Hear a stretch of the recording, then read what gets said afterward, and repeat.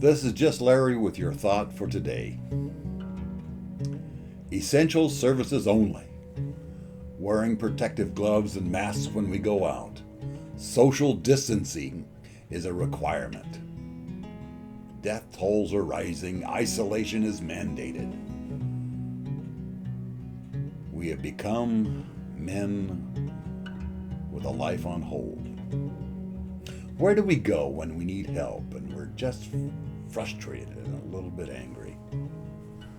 Somewhere along the road, we've discovered that it's just wrong to ask for help, that it's something no real man should do. I was raised on John Wayne and Clint Eastwood movies, and these movies taught me well that tough guys make their own way, and I'm tough, I don't need anybody else. And even when John Wayne couldn't do it alone, his buddies would magically arrive.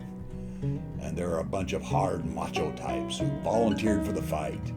He never had to humiliate himself and ask for them for any help at all. They just there.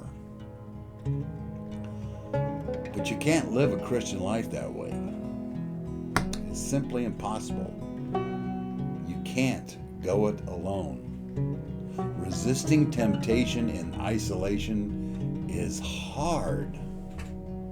Making wise decisions by yourself is even harder.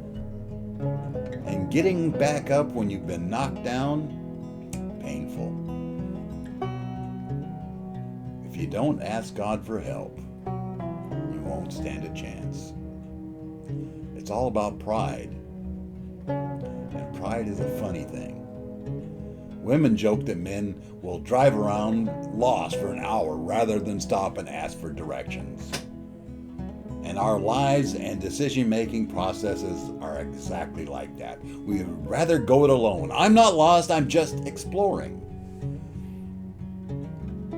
God, the source of all wisdom, is eager to give us the direction we need, yet we will take one dead end after another rather than asking for help.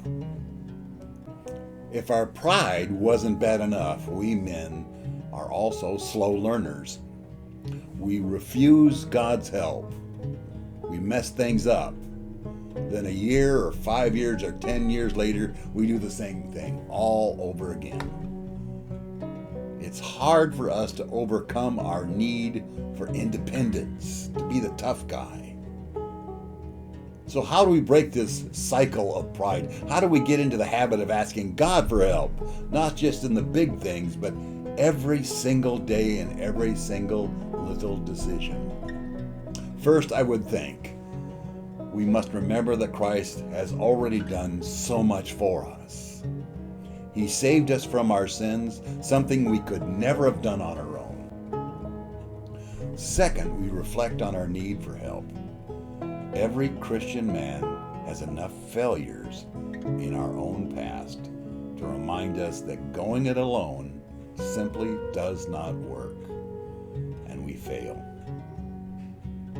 But the good news is failure leads to restoration. What we failed at can be forgiven. And thirdly, we should learn from other Christian men who have humbled themselves and daily rely on God for help. Gentlemen, there's hope for every one of us. We can live the life we've always dreamed of. Pride is a sin we can overcome, and we start by asking God for help. This is just Larry, bringing you your thought for today. Let's trade prayers.